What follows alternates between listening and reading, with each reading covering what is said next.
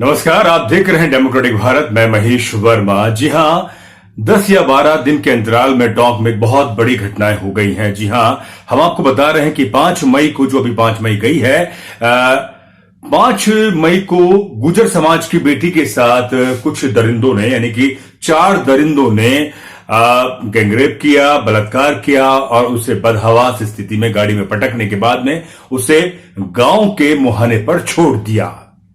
शुरुआत में पुलिस ने, जो तंत्र है हमारा, सुरक्षा का जो तंत्र है, उन्होंने कोई बड़ी कार्रवाई नहीं की या बड़ा संज्ञान नहीं लिया। तो आप देखें कि कुछ दिन पहले वहीं टोंक में दलित समाज की बेटी के साथ भी इस तरह की कृत्य हुआ, इस तरह की घटना हुई बेटी को, जहां वो अपने पिता को और अपने भाइयों को खेत में खाना देने जा रही थी, लेकिन दरिंदे छुप के बैठे हुए थे। उसके साथ में बलात्कार किया और उसे हत्या करने के बाद में उसे पानी में और झाड़ी में पटक कर वो चले गए। आप सोचें कि हम किस तरह का समाज बन रहा है।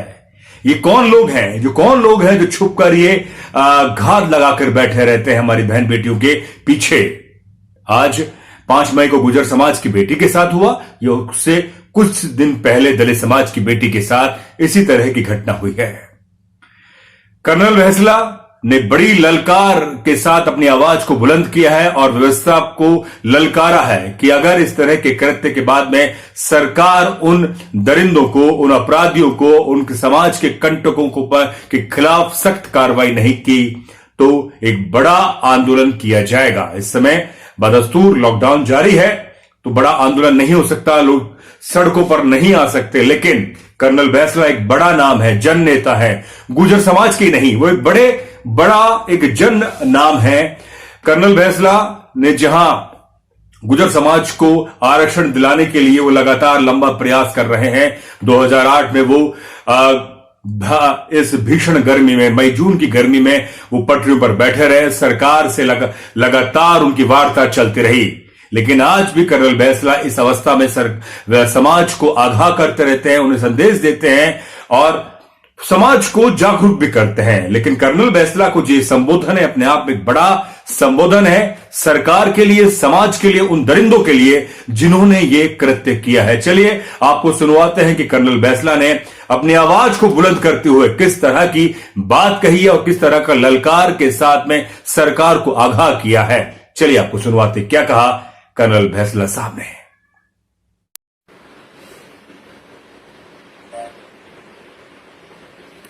दिनांक 6 मई को बछड़े गांव मालपुरा में जो घटना हुई है, अमानवीय घटना है। ऐसी घटना बहुत ही अत्यंत गिरी हुई बात है और इससे भी ज्यादा अफसोस की बात यह है, जो मैंने सुना है, जो मैंने देखा है, कि प्रशासन एक दिन तक चुप रहा।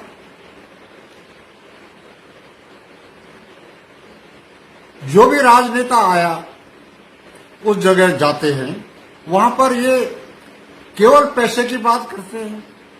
मैं गुर्जर समाज से एक सवाल पूछ रहा हूं आज, क्या हमारी बहन बेटियों के बलात्कार होते रहेंगे और हम 5 लाख, 10 लाख या 1 करोड़ स्वीकार करते रहेंगे? मैं हरगिज पैसे को स्वीकार नहीं करूंगा, मुझे न्याय चाहिए। ऐसी घटना हुई है जिसके बारे में किसी को कोई परवाह नहीं है।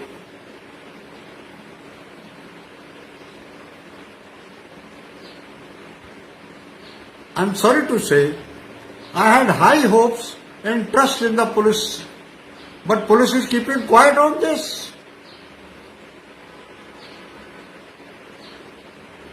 मैं यहां पर यह भी कहना चाहूंगा, अब अगर आपने 1 हफ्ते में इन अपराधियों को पकड़ करके न्यायिक प्रक्रिया में के सामने खड़ा नहीं किया, तो गुर्जर समाज 1 हफ्ते में सड़कों पर उतर आएगा।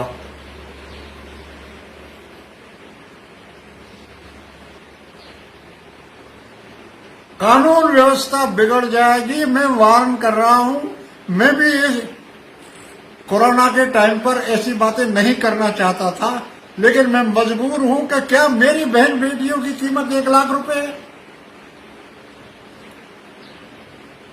जिम्मेदार आदमी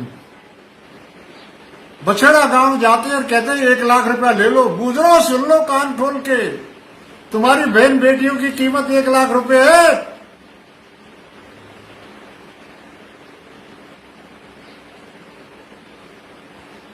हम कतई बर्दाश्त नहीं करेंगे ये बात। ऐसी घिनौनी हरकत हुई है जिस पर प्रशासन चुप।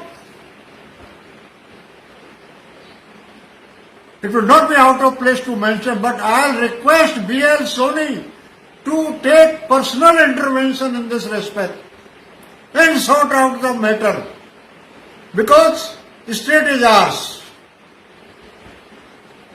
हमारी स्टेट में मैं किसी प्रकार की कानून की तोड़फोड़ नहीं होने देना चाहता इस स्टेज में। इसलिए मेरी सलाह है, मेरी रिक्वेस्ट है कि इसमें जल्दी से जल्दी आप कार्रवाई करें 1 हफ्ते में, अन्यथा गुर्जर समाज 1 हफ्ते के बाद सड़कों पर होगा। कान खोल के सुन लो, पानी हमारे सर के ऊपर होकर निकल गया है। अब बर्दाश्त करने की कोई जगह ही नहीं है। We'll not tolerate it, come what so, whatever it may come, but we'll not tolerate it.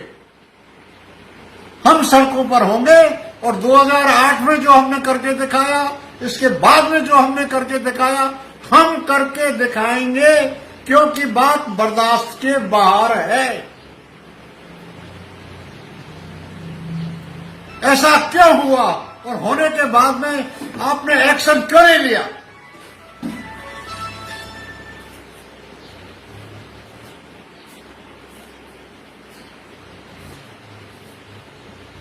There is something. अगर ये ऐसी घटना होती रहेंगी और इन पर हम प्रतिबंध नहीं लगाएंगे तो हम जाएंगे कहां? इन सारी बातों को मद्देनजर रखते हुए मैं एक बार फिर चेतावनी दे रहा हूं कि 1 हफ्ते में कानूनी प्रक्रिया के सामने अपराधियों को खड़ा कर दो, अन्यथा गुर्जर समाज सड़कों पर उतरे। तो जी हां, आपने सुना, कर्नल बैंसला ने बिल्कुल साफ तौर पे कहा है कि सरकार अगर उन दरिंदों के खिलाफ सख्त कार्रवाई नहीं करेगी तो एक बड़ा आंदोलन किया जाएगा। और अल्टीमेटम उन्होंने सरकार को, पुलिस को और इस व्यवस्था को दिया है।